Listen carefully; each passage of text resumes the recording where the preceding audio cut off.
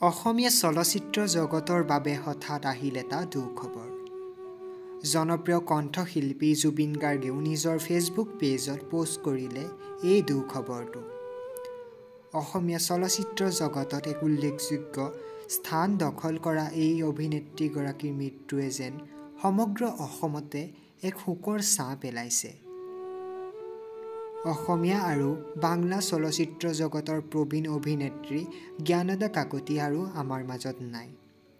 যোৱাকালি নিশা অৰ্থাৎ বুধবাৰৰ নিশা শ্বিলঙৰ বেথানী হস্পিতালত মৃত্যুক আঁকোৱালি লয় এইগৰাকী জনপ্ৰিয় অভিনেত্ৰী। বহুদিন ধৰি অসুস্থ হৈ আছিল এই অভিনেত্ৰীগৰাকী। অভিনেত্ৰীগৰাকীয়ে ৯৩ বছৰত নিজৰ শেষ নিশ্বাস ত্যাগ কৰে। জ্ঞানদা কাকতিয়ে বহুতো জনপ্ৰিয় ছবিত অভিনয় কৰি দৰ্শকৰ মন মুগ্ধ কৰিছিল। তাৰ ভিতৰত ৰঙা পুলিচ, সৰাপাত, পিয়লি ফুকন, পুৱতি নিশাৰ সপোন ইত্যাদি।